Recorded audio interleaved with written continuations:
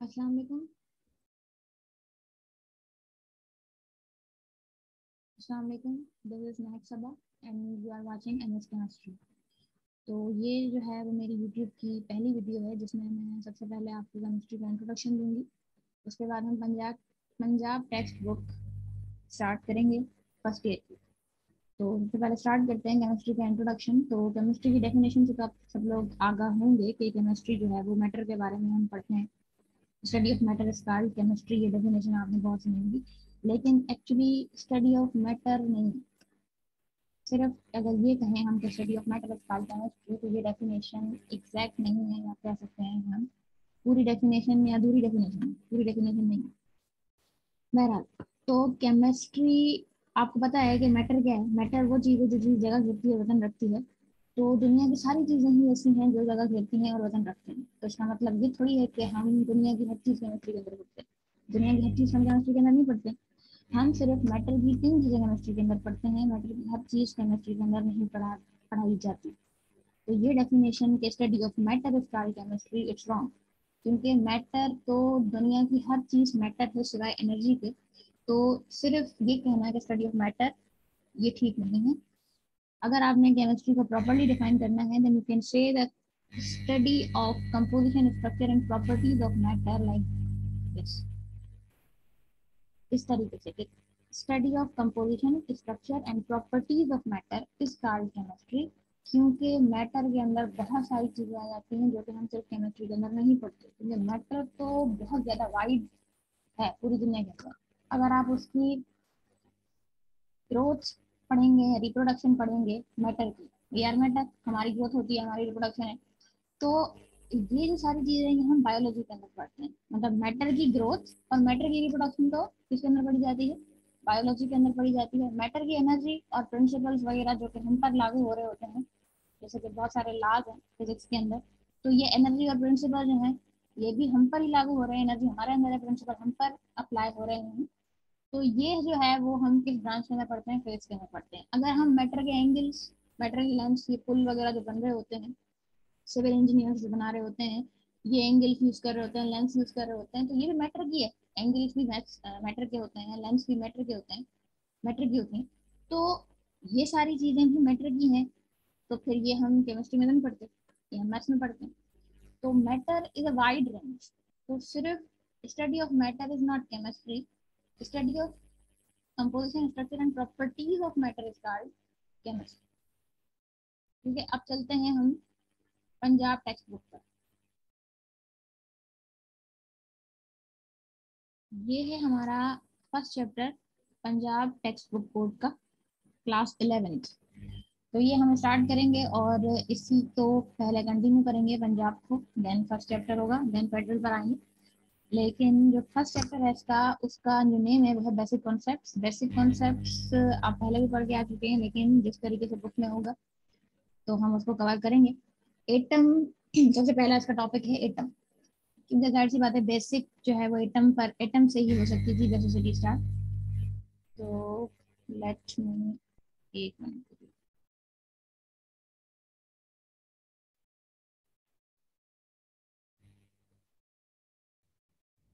तो अगर हम एटम की बात करें तो हमें पता है कि जितना भी मैटर है वो सब एटम का बना है, जितना भी। यानी कि मैटर को अगर आप तोड़ोगे तो वो जितना तोड़ते जाओगे उतना तो टूटता जाएगा, और लास्ट जो एक पार्टिकल बचेगा उसे हम कहते हैं एटम। ये जो जमाना है, पीरियड, टाइम पीरियड है, वो है 460 to 370। ये वाले टाइम पीरियड में, ये वाले टाइम पीरियड में, दिस टाइम पीरियड, इस वाले टाइम पीरियड में डेमोक्रेटिस एक साइंटिस्ट था जिसने बताया था कि एटम जो है वो एक इंडिविजुअल पार्टिकल है। इंडिविजुअल का मतलब होता है कि जो मजीद डिवाइड नहीं हो सकता। लेकिन ये जमाना बहुत ज्यादा पुराना है, आप देख सकते हैं 460 370, तो तब तो एटम इतना ज्यादा डिस्कवर नहीं हुआ था। लेकिन जब एटम आहिस्ता आहिस्ता डिस्कवर होता गया, देन ये पता चल गया कि एटम जो है वो इंडिविजिबल नहीं है, और एटम जो है वो खुद एक मजीद डिवाइड हो सकता है सब एटॉमिक पार्टिकल्स में, जो कि आपको पता है प्रोटॉन, इलेक्ट्रॉन और न्यूट्रॉन है। एटम का स्ट्रक्चर तो आपको पता ही होगा कि बीच में न्यूक्लियस होता है जिसके अंदर प्रोटॉन और न्यूट्रॉन होते हैं, और साइड में जो है वो इलेक्ट्रॉन्स रिवॉल्व कर रहे होते हैं। उसके बाद एक एटॉमिक थ्योरी दी गई थी जॉन डाल्टन की तरफ से। दैट इज जॉन डाल्टन, एक इंग्लिश स्कूल टीचर थे जिन्होंने 2 लॉज भी दिए थे जो कि 9th की सिंथ टेक्स्ट बुक में पढ़ाए जाते हैं, लेकिन वो भी अब चेंज हो गई है। Law of conservation of matter and law of definite proportion. Law of conservation of matter is completely related with law of conservation of energy. Law of conservation energy क्या कहता है कि energy neither be created not destroy but it can change from one form to another form. Likewise conservation of matter भी यही कहता है कि matter neither be created not destroy but it can change from one form to another form. ना हम matter को कभी बना सकते हैं और ना ही कभी हम उसे खत्म कर सकते हैं, लेकिन हम एक फॉर्म से दूसरी फॉर्म के अंदर चेंज कर सकते हैं। लाइक फॉर एग्जांपल हमारे पास पानी है, उसे हीट अप करके उसको पेपर फॉर्म में बना सकते हैं। That is the law of conservation of matter. ये भी दोनों लॉज जॉन डाल्टन ने दिए थे, उसके बाद आते हैं इसकी थ्योरी में, इसमें थ्योरी में क्या था लॉ। उसके बाद दूसरा लॉ जो है वो इसका है लॉ ऑफ डेफिनेट प्रोपोर्शन। ये दोनों लॉज आपने याद रखने हैं, law of definite proportion and law of conservation of matter. Law of definite proportion ये कहता है कि जितने भी सब्सटेंसेस हैं, हमें पता है कि जो सब्सटेंसेस हैं उसमें है आपका के लॉ ऑफ डेफिनेट प्रोपोर्शन में जितने भी सब्सटेंसेस हैं उनकी जो कंपोजिशन है वो एक डेफिनेट प्रोपोर्शन से बनी हुई है। सपोज कर लें फॉर एग्जांपल के वाटर है, जो वाटर है वो आपको पता है हाइड्रोजन और ऑक्सीजन से बना हुआ है। तो हाइड्रोजन का जो मास है H2 है वहां पर वाटर के अंदर, तो वहां पर 2 होगा। और जो आपका है ऑक्सीजन, फॉर एग्जांपल यहाँ पर हम लिख लेते हैं वाटर जो है यहाँ पर H2 है और यहाँ पर क्या है O है। तो वाटर का जो मास होगा वो कितना होगा 2 होगा और ऑक्सीजन का मास कितना होगा 16 होगा। तो अगर इसका सिंपलेस्ट रेशियो लिया जाए तो वो आपका हो जाएगा 1:8। अगर इसका सिंपलेस्ट रेशियो हम लेंगे तो वो कितना हो जाएगा 1:8 हो जाएगा। 2 8 16। तो ये जो 1:8 है ये एक आपके पास प्रोपोर्शन है कि इसी प्रोपोर्शन से वाटर को बनाया गया है। चाहे वो वाटर आपके घर का है, चाहे वो वाटर आप कहीं से भी लेकर आए हैं, चाहे वो बारिश का पानी है, चाहे वो कहीं का भी पानी है, लेकिन उसके अंदर जो प्रोपोर्शन होगी वो इस प्रोपोर्शन से वाटर बना हुआ होगा। उसके बाद जो है वो इसने अपनी जो एटॉमिक थ्योरी दी है, एटॉमिक थ्योरी के हिसाब से इसने कहा था कि जितना भी मैटर है वो कंपोज्ड है।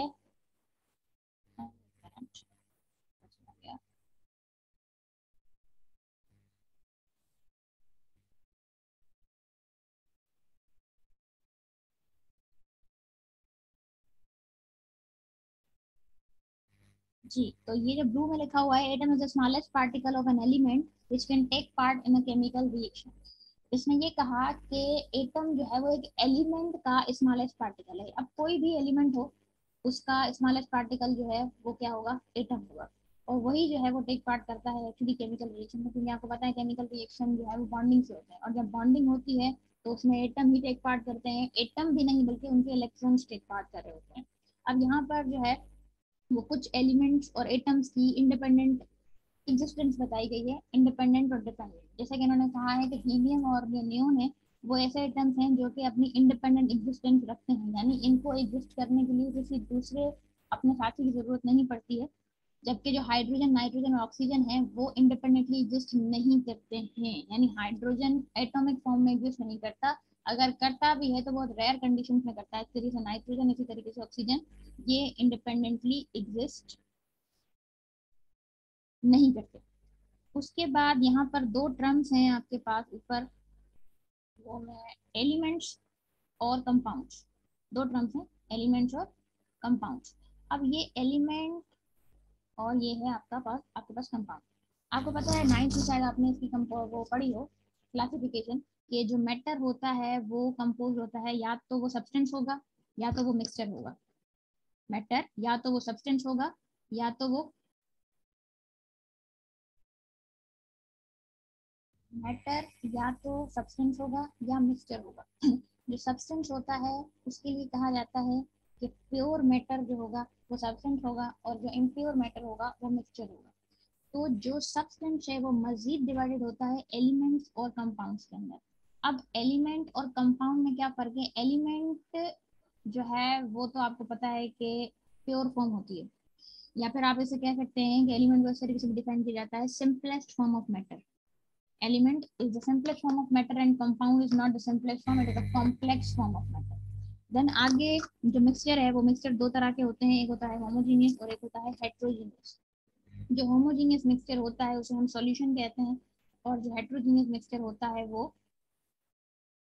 सस्पेंशन कहलाता है। इसके अलावा अगर आप मिक्सचर और कंपाउंड के अंदर डिफरेंस देखोगे तो मिक्सचर को हम फिजिकली मेथड से सेपरेट कर सकते हैं, फिजिकल मेथड्स अप्लाई करके मिक्सचर को हम सेपरेट कर सकते हैं, लेकिन कंपाउंड को हम फिजिकल मेथड से सेपरेट नहीं कर सकते, बल्कि कर ही नहीं सकते सेपरेट।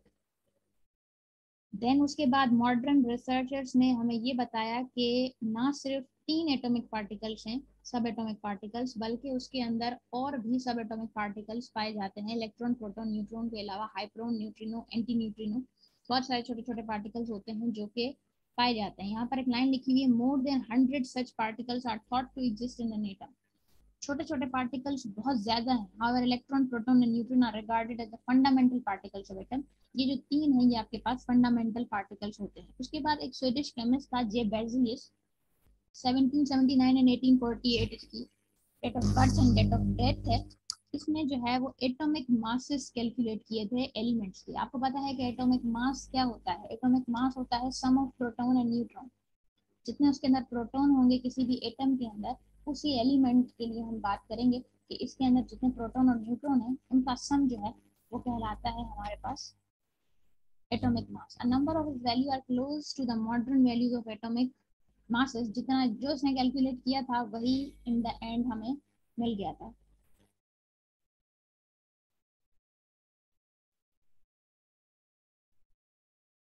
ठीक, अब आगे चलते हैं। इसके बाद टॉपिक है एविडेंस ऑफ एटम्स, यानी एटम का कैसे पता चला कि एटम एग्जिस्ट करता है। आपको पता है कि छोटी छोटी चीजें जो हम अपनी आम आंख से नहीं देख सकते उनको देखने के लिए माइक्रोस्कोप डिस्कवर किया गया है, इन्वेंट किया गया है। तो it is not possible actually to see the atoms but nearly possibility to its direct evidence by using an electron microscope। जो आपका कंपाउंड माइक्रोस्कोप है उसके जरिए हम एटम को नहीं देख सकते, क्योंकि कंपाउंड माइक्रोस्कोप जो है वो सिर्फ 500 नैनोमीटर जिनकी वेवलेंथ होती है इतनी ही उतनी ही देख सकता है। A clear and accurate image of an object that is smaller than the wavelength of visible light cannot be obtained। अगर कोई ऐसा इमेज है जिसकी वेवलेंथ जो है वो विजिबल लाइट से छोटी है उसको हम नहीं देख सकते। तब an ordinary optical microscope can measure the size of object. सिर्फ हम 500 नैनोमीटर का साइज ही देख सकते हैं, 500 नैनोमीटर। और आपको पता है कि 1 नैनोमीटर जो है वो 10⁻⁻⁹ मीटर है, यानी बहुत छोटा ऑब्जेक्ट है 500 नैनोमीटर, लेकिन एटम्स जो है वो उससे भी छोटे हैं। However, the objective size of an atom can be observed in an electron microscope। हालांकि जबकि जबकि हम जो इलेक्ट्रॉन है या एटम है वो हम इलेक्ट्रॉन माइक्रोस्कोप के जरिए देख सकते हैं। इलेक्ट्रॉन माइक्रोस्कोप जो है वो बीम ऑफ इलेक्ट्रॉन यूज करता है, यानी इलेक्ट्रिसिटी से चलता है। इलेक्ट्रॉन माइक्रोस्कोप जो कंपाउंड माइक्रोस्कोप है उसका दूसरा नाम लाइट माइक्रोस्कोप है, वो लाइट के जरिए चलता है।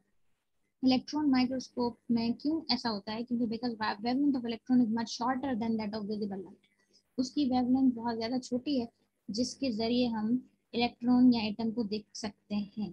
यहाँ पर एक फिगर में अभी आपको दिखाती हूँ जिसमें इलेक्ट्रॉन माइक्रोस्कोप की फोटोग्राफिक प्लेट दिखाई गई है, जिसमें हमने एक ग्रेफाइट का पीस लिया है जिसको इलेक्ट्रॉन माइक्रोस्कोप ने 1.5 मिलियन टाइम्स जो है वो मैग्नीफाई किया है। मैग्नीफाई का मतलब होता है बड़ा करके दिखाया, लेकिन कितना बड़ा करके दिखाया? 15 मिलियन टाइम्स उसने आपको बड़ा करके दिखाया है। The bright band in the figure are layers of carbon atoms.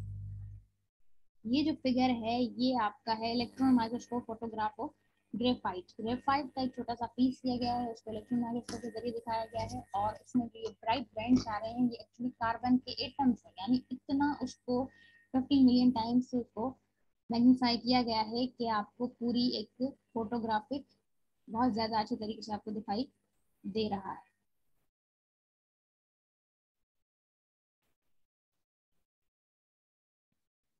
बाद जब 20वीं सेंचुरी आई है तो एक्सरे ने अपना काम शुरू किया है, और एक्सरे से हमें क्या पता चला है कि जो आपके एटम्स हैं उनका जो डायमीटर है, डायमीटर क्या होता है? डायमीटर ये पूरा यहाँ से लेकर यहाँ तक का डिस्टेंस जो है वो डायमीटर कहलाता है। रेडियस अलग चीज होती है, आप रेडियस और डायमीटर में कंफ्यूज नहीं होना। ये पूरा जो यहाँ से इसकी एक बाउंड्री से लेकर दूसरी बाउंड्री तक का जो डिस्टेंस होता है उसे हम डायमीटर कहते हैं। तो एटम का डायमीटर यानी एटम का डायमीटर उन्होंने एक्सप्रेस मालूम किया है, जो कि कितना है 2 × 10⁻⁻10 मीटर, जो कि किसके बराबर होता है 0.2 नैनोमीटर। 0.2 नैनोमीटर इज बहुत ज्यादा छोटा है। और उस इसी एक्सरे के जरिए से हमने मासिस को भी, मासिस की जो रेंज है वो 10⁻⁻27 डिग्री से लेकर, सॉरी डिग्री नहीं, 10⁻⁻27 से लेकर 10⁻⁻25 के जी तक इनके मासेस हैं। बहुत छोटे मासेस हैं, दे आर ऑफन एक्सप्रेस। इनको हम ऑफन जो एक्सप्रेस करते हैं वो एएमयू से करते हैं। एएमयू भी एक मास का यूनिट है, लेकिन बहुत छोटा यूनिट है। जैसे कि आप देख रहे हैं कि 1 एएमयू जो है वो बराबर है 1.611 मल्टीप्लाई 10⁻⁻27 केजी। और इस एटम के छोटे होने का अंदाजा आप इस हिसाब से भी लगा सकते हो कि ये जो फुल स्टॉप है, दैट फुल स्टॉप, इसके पास भी तकरीबन 2 मिलियन एटम्स मौजूद होते हैं। यहाँ से आपको अंदाजा होगा कि एटम जो है वो कितना छोटा है। अब चलते हैं मॉलिक्यूल पर।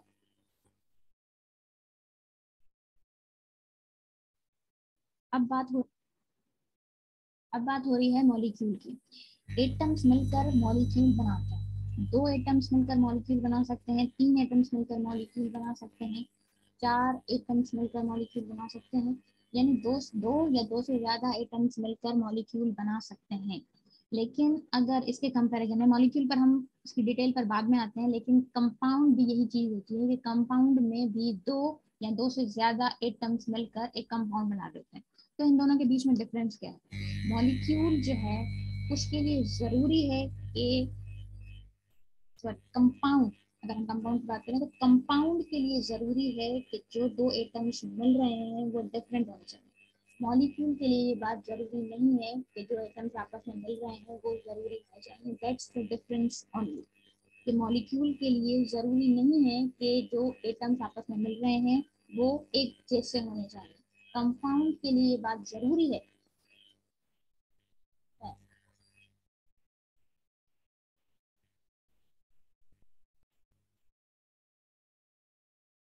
अब बात करते हैं मॉलिक्यूल की। मॉलिक्यूल, एटम्स मिलकर मॉलिक्यूल बनाते हैं। अब वो 2 एटम हो सकते हैं, 3 हो सकते हैं, 4 हो सकते हैं। हो सकता है कि दोनों एटम्स जो मिल रहे हैं वो सिमिलर हों, हो सकता है कि डिफरेंट हो। अब इसकी डिटेल पर बाद में आते हैं, पहले हम देख लेते हैं कि मॉलिक्यूल और कंपाउंड का डिफरेंस क्या है। कंपाउंड भी यही चीज़ है कि एटम्स मिलकर कंपाउंड बनाते हैं, और मॉलिक्यूल भी यही कि एटम्स मिलकर कंपाउंड बनाते हैं। मॉलिक्यूल के लिए ये बात जरूरी नहीं है कि जो एटम्स मिल रहे हैं वो डिफरेंट है, लेकिन कंपाउंड के लिए बात जरूरी है कि जो दो एटम्स मिल रहे हैं वो डिफरेंट है। एक जैसे एटम्स जब मिलते हैं तो वो मॉलिक्यूल ही बनाते हैं, लेकिन एक जैसे मॉलिक्यूल मिलकर कभी भी कंपाउंड नहीं बनाते। तो पहला डिफरेंस तो ये है।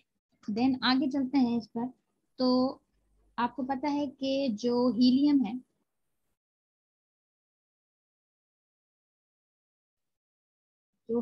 है, वो इंडिपेंडेंटली एग्जिस्ट करता है क्योंकि वो एक नोबल गैस है। लेकिन जो हाइड्रोजन है, जो ऑक्सीजन है, जो नाइट्रोजन है, वो इंडिपेंडेंटली एग्जिस्ट नहीं करते क्योंकि वो बहुत ज़्यादा रिएक्टिव होते हैं, इसलिए वो इंडिपेंडेंटली एग्जिस्ट नहीं करते। इसीलिए वो अपने ही एटम के साथ मिल जाते हैं। जो फॉर एग्जाम्पल अगर हाइड्रोजन हाइड्रोजन के साथ मिल रहा है तो वो मॉलिक्यूल बना रहा है, नाइट्रोजन नाइट्रोजन के साथ मिल रहा है तो वो मॉलिक्यूल बना रहा है, ऑक्सीजन ऑक्सीजन के साथ मिल रहा है तो वो मॉलिक्यूल बना रहा है।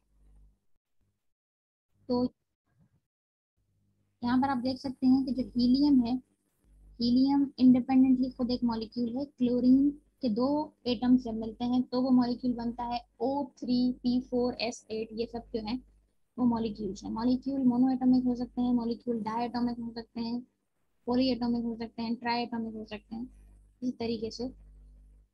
अब जो कंपाउंड है, कंपाउंड के लिए मैंने आपको कहा कि जरूरी होता है कि वहां पर डिफरेंट एटम्स आपस में मिले।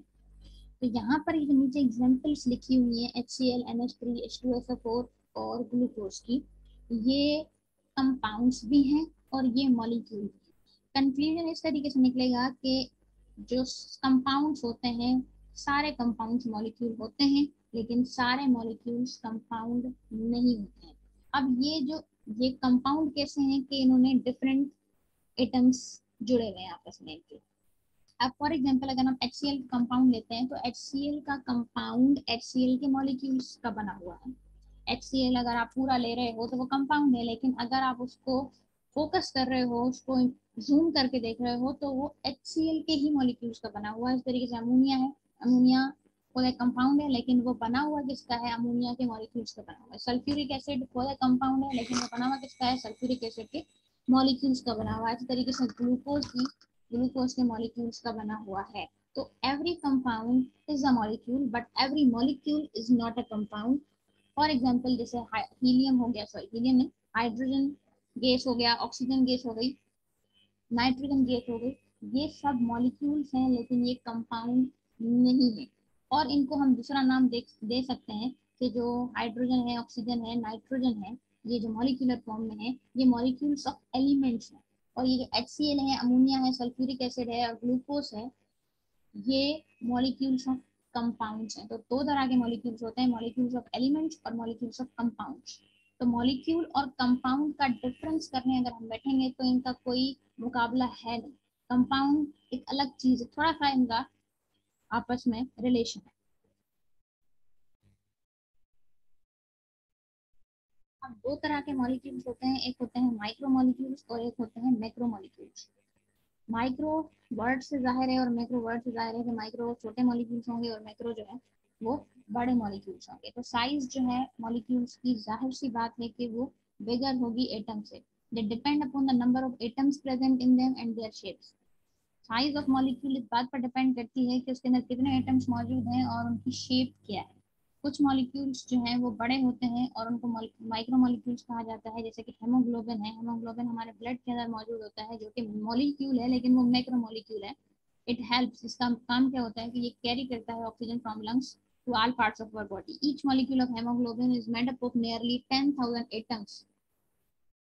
अब हेमोग्लोबिन जो मॉलिक्यूल है वो आप देख सकते हैं कितने ज्यादा आइटम्स का बना हुआ है, and it is 68,000 times heavier than hydrogen atom. और हाइड्रोजन एटम से ये कितना ज्यादा बड़ा है? 68,000।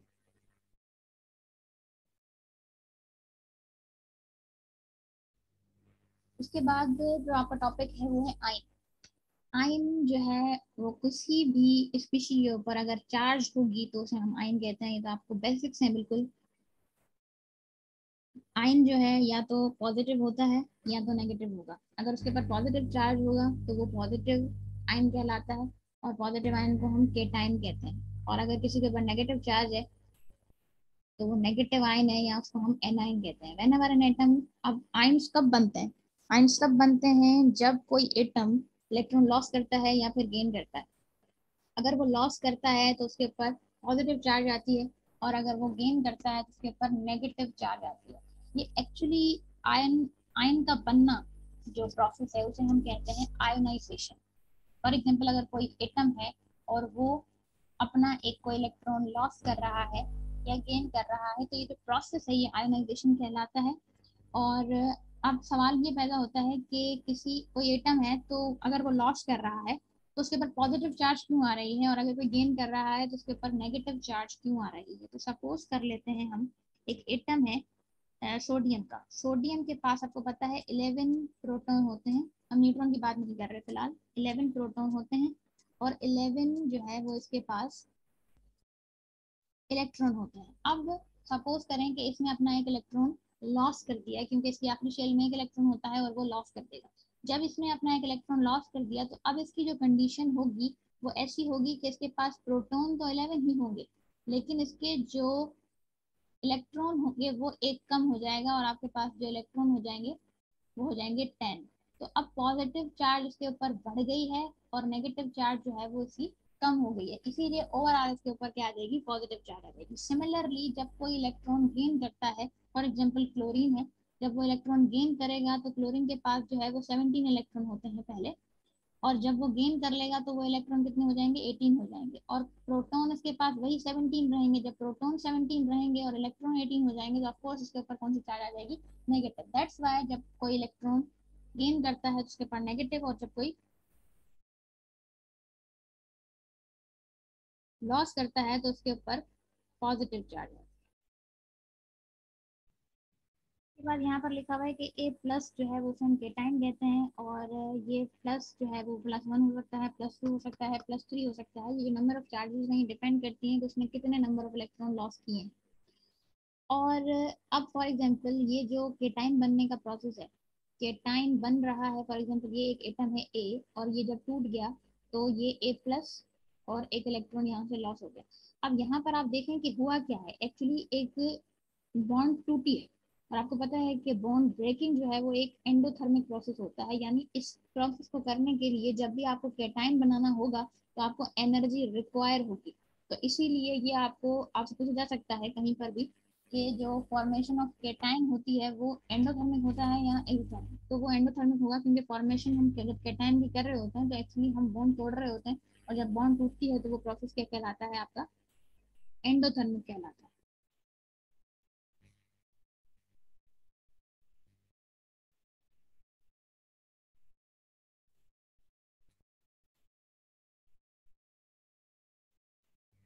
The most common positive ions जो होते हैं वो मेटल एटम्स बनाते हैं। मेटल एटम्स क्यों बनाते हैं, क्योंकि ये जो है वो सॉफ्ट होते हैं और इनका साइज भी बड़ा होता है, और इनको इजीली हम केटाइन्स बना सकते हैं। तो जो मोस्ट कॉमन केटाइन्स होते हैं वो ज़्यादातर मेटल्स बनाते हैं। फॉर एग्जांपल यहाँ पर Na+, K+, Ca+, 2+। तो ये ज़्यादातर अल्कली मेटल्स और अल्कलाइन अर्थ मेटल्स बनाते हैं। इनको मजीद जो है वो केमिकल बॉन्डिंग वाले चैप्टर में पढ़ा जाएगा। उसके बाद है कि when a neutral atom picks up one और मोर इलेक्ट्रॉन और नेगेटिव आयन इज प्रोड्यूस। वही बात है जो मैं आपको बता चुकी कि एनाइन तब बनता है जब कोई इलेक्ट्रॉन गेन होता है।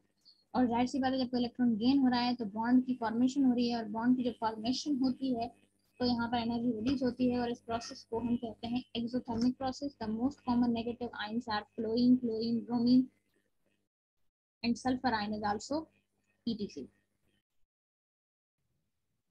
उसके बाद है the cations and anion possess altogether different properties from their corresponding neutral atoms।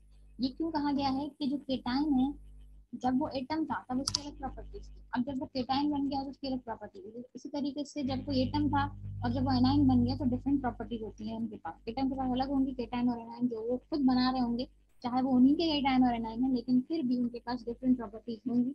इसके अलावा जो नेगेटिव आइंस हैं वो ग्रुप में भी पाए जाते हैं। फॉर एग्जाम्पल OH नेगेटिव है और CO3 2- है, SO4 2- है। ये ऐसा क्यों है, तो ऐसा इसलिए है क्योंकि आपने ये देखा है, फॉर एग्जांपल अगर NaCl है तो आपको पता है कि NaCl जो है Na के ऊपर जो है वो नेगेटिव प्लस पॉजिटिव एक चार्ज आती है, प्लस प्लस में, और इसके ऊपर आती है नेगेटिव। तो ये दोनों जो है वो एक दूसरे को न्यूट्रलाइज कर देते हैं। इसी तरीके से वाटर है, वाटर भी एक न्यूट्रल कंपाउंड है। वो न्यूट्रल कंपाउंड क्यों है, क्योंकि O के ऊपर आपको पता है -2 चार्ज आती है, और H2 जो है वो इसके ऊपर, ये एक H के लिए एक चार्ज, तो 2 H के लिए 2 चार्ज हो जाएंगे। तो ये भी क्या हो जाएगा, न्यूट्रल, क्योंकि दोनों प्लस माइनस कैंसिल हो जाएंगे, यहाँ पर भी प्लस माइनस कैंसिल हो जाएंगे। लेकिन ये जो कंपाउंड इन्होंने यहाँ पर दिया हुआ है OH नेगेटिव, इसको देख लेते हैं। अगर OH है तो इसको आपको पता है कि O के ऊपर कौन सी चार्ज आती है, -2 चार्ज आती है, और H के ऊपर क्या चार्ज होती है, +1 चार्ज होती है। तो यहाँ से जब हम इसको कैलकुलेट करेंगे तो ओवरऑल चार्ज जो आएगी वो आएगी आपके पास -1। इसलिए ये जो माइनस चार्ज है ये सिर्फ H के ऊपर नहीं है, ये ओवरऑल पूरे OH मॉलिक्यूल पर है। इसी तरीके से यहाँ पर भी ऐसे ही होगा, आप करके देखिएगा मॉलिक्यूल को, उनके ऊपर ऐसे ही चार्जेस होंगे। ठीक है, the positive ions of group of atoms are less common. ज़्यादातर जो ग्रुप में होती हैं नेगेटिव आयंस ज़्यादातर कॉमन होती हैं, और जो पॉजिटिव आयंस होती हैं वो कॉमन नहीं होती। सिर्फ एक है ammonium ion NH4+ and some carbocation in organic chemistry. ये आप आगे पढ़ेंगे कार्बोकेटाइन वगैरह। कार्बोकेटाइन वैसे हम इसे कहते हैं CH3+ चार्ज होगी तो ये आपका है कार्बोकेटाइन। इसे हम कहते हैं कार्बोकेटाइन क्योंकि यहाँ पर इसने 3 बॉन्ड्स बनाई हुई हैं और एक बॉन्ड जो है वो रहती है, इसलिए। उसके बाद जो आपका टॉपिक है दैट इज मॉलिक्यूलर आयन। जिस तरीके से एटम, अपना कोई एटम इलेक्ट्रॉन लॉस करते हैं तो एटॉमिक आयन बनता है। वो जो आपने ऊपर आयंस पढ़ी है वो एटॉमिक आयंस है। यहाँ पर जो मॉलिक्यूलर आयंस है नीचे कोई मॉलिक्यूल जब कोई एक इलेक्ट्रॉन को लॉस करता है तो वो मॉलिक्यूलर आयन बनता है। सपोज करें कि ये मीथेन का मॉलिक्यूल है, मीथेन के मॉलिक्यूल ने अपना इलेक्ट्रॉन लॉस किया है, कार्बन मोनोऑक्साइड के मॉलिक्यूल ने अपना इलेक्ट्रॉन लॉस किया है, नाइट्रोजन गैस ने अपना इलेक्ट्रॉन लॉस किया है। यहाँ पर cationic molecular ions are more abundant than anionic ones. जो कैटाइन आयंस होते हैं, यानी जितने भी मॉलिक्यूल्स होते हैं, वो ज्यादातर लॉस करते हैं, मॉलिक्यूल ज्यादातर गेन नहीं करते। These ions can be generated passing high energy electron beams और alpha particles। ये आयंस किसी आराम इजीली जो है वो जनरेट नहीं होती हैं। इनको जनरेट करने के लिए आपको या तो एक्सप्रेस चाहिए होते हैं या तो अल्फा पार्टिकल्स चाहिए होते हैं, जिनको आपने इनसे पास करवाना होता है। The break down of molecular ions obtained from the neutral products can give important information about their structure. अब इससे हमारी ये जो आखिर में लिखी हुई है, यहाँ पर ये एप्लीकेशन लिखी हुई है कि जब आप मॉलिक्यूलर आयन को तोड़ते हो, the break down of a molecular ion obtained from the natural product. जो आपका नेचुरल प्रोडक्ट है, सपोज कर लें यहाँ पर नेचुरल प्रोडक्ट इन्होंने किसको कहा है, मीथेन को सपोज करें। तो मीथेन जो है वो एक नेचुरल प्रोडक्ट है। अगर ये जो है वो टूट जाता है किसके अंदर, मॉलिक्यूल के अंदर, मॉलिक्यूलर आयन के अंदर और एक इलेक्ट्रॉन के अंदर, तो ये अपना स्ट्रक्चर बता रहा होता है। ये आगे चलकर आप स्पेक्ट्रोस्कोपी वगैरह में पढ़ेंगे कि किस तरीके से ये अपना इलेक्ट्रॉन वगैरह लॉस कर कर स्ट्रक्चर के बारे में बताता है। तो यहाँ पर हम अपनी वीडियो को एंड कर रहे हैं। होप सो कि आपको काफ़ी चीज़ें यहाँ पर क्लियर हुई होंगी। बहरहाल ये बेसिक था, ये सारी चीज़ें आपको पता भी होंगी, लेकिन आगे चलकर हम मज़ीद इसको कवर करेंगे।